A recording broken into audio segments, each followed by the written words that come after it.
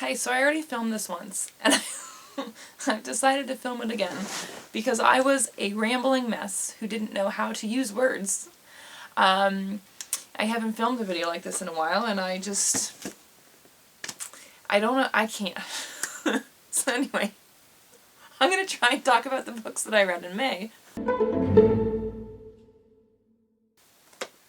The first book that I read in May was Caravelle by Stephanie Garber, and I gave this 3 out of 5 stars. So Caravelle is about a game that this guy puts on every year in a different city, and the guy is like this mysterious person, nobody knows who he is, and the winner gets a wish or something. And so it's about this girl, and her and her sister have really wanted to take part in this, in Caravelle, that's what it's called, since they were little. And the main character has got an arranged marriage coming up, and she doesn't want... Does she want to marry him? I don't even remember. She's got an arranged marriage coming up. They have a super abusive father, and they want to go to Caravelle before her wedding, and so they go to Caravelle with this guy that they met, and it turns out that the game this year is trying to find the girl, I can't remember any of their names, the main character's sister, because she gets kidnapped, and that's part of the game. So there's like all of these clues. Well, it starts off with one clue, and then it leads you to another clue, and then another clue to try and find out what's going on. So you can take part in Caravelle and be like a person part of the game who's trying to figure stuff out, or you can be a person who watches, which I didn't really understand how that works since it takes place over the whole city, basically. That didn't make any sense. That wasn't clear to me in the story. So I gave this 3 out of 5 stars. I was disappointed with it, I'm not gonna lie. I was expecting to absolutely love this. But I didn't think the story was... The story didn't make any sense. Like, none of it was... I didn't like the story. And I'm not doing a much better job at explaining this than I did in the previous video that I recorded. Basically, I didn't think that the game worked. It didn't work. You couldn't be an observer. It didn't work like all the other people who were taking part in the game. Like, there was no way they could even figure out the first clue, because the first clue, you had to be super close to the girl who had gone missing in order to know the answer to the clue or figure anything out. And then all of the other clues that came about were like the vaguest thing ever, and then when they figured out the answer to the clue, it was also super vague, and they would explain how they got there, but it made no sense. And then it just kept taking all of these twists and turns that just were coming out of nowhere, and I felt like the story itself and the plot of the story was not like it didn't work. Like, it was all just a bunch of whole made up stuff shoved together and blended into a smoothie that was supposed to come out green but came out brown and muddy, is what it felt like to me. But I still gave it 3 stars because I really liked the writing, and I really liked the 2 main characters in it. I really enjoyed reading about them, and there were a lot of scenes, specific scenes throughout the book that I really enjoyed. Just the story itself, the way the story worked and progressed, I did not like. But there were things throughout it that I did like. And I would read another book by this author, just not from this series. I don't want to continue with this series.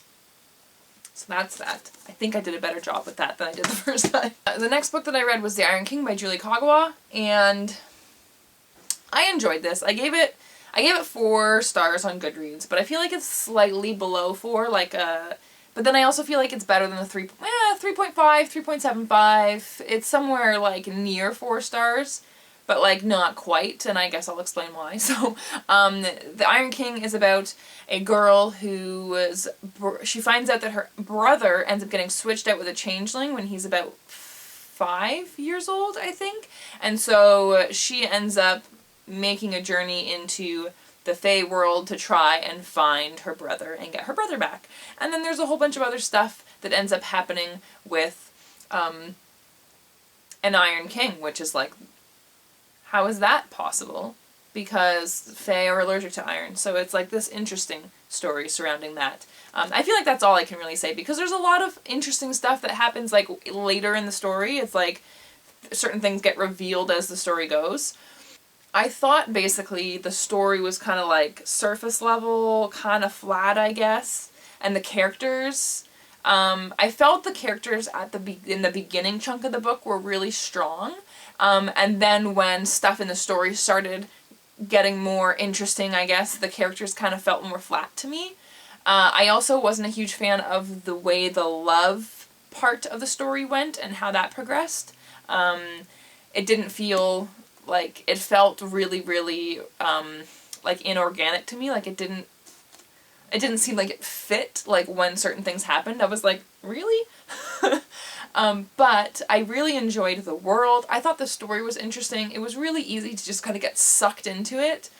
The story was interesting, and it was fun, and it was exciting. It wasn't like blow me away incredible, but it was a solid, fun fairy story. And I love fairy stories, and I really enjoyed just kind of getting sucked into this world when I was reading it, and I would like to continue with the series. I'm not in like a huge rush to do it right now or anything, but I did like it. I was interested to see where the story was going to go, and the ending of this makes me definitely want to continue with the series.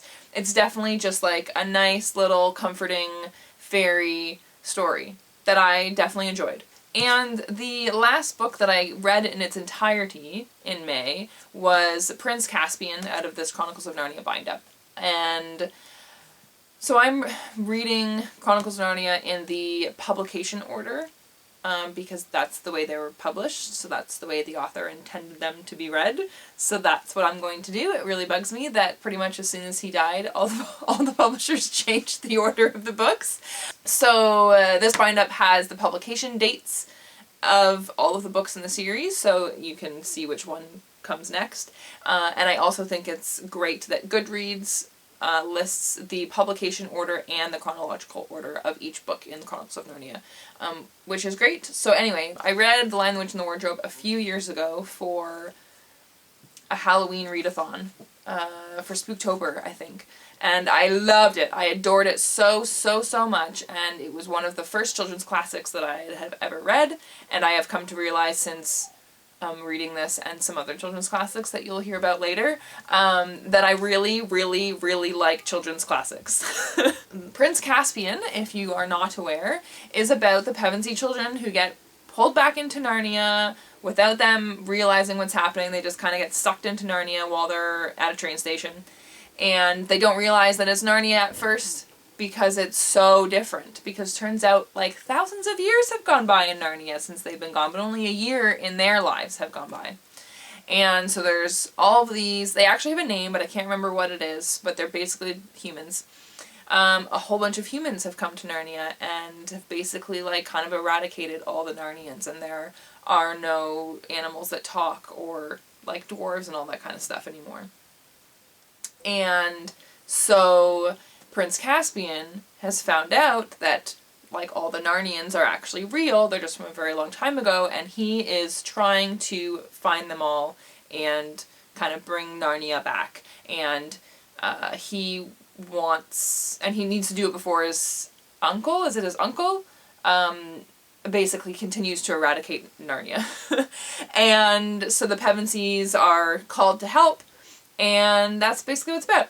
And it was very cute and very sweet, and I really enjoyed it, but I didn't enjoy it as much as The Lion, the Witch, and the Wardrobe. I think will definitely always be the best out of the series, so far at least, for me. But I did enjoy it still, and I did have a great time reading it, and it was also super short, which is also fun. So I gave it 4 out of 5 stars. I really enjoyed it.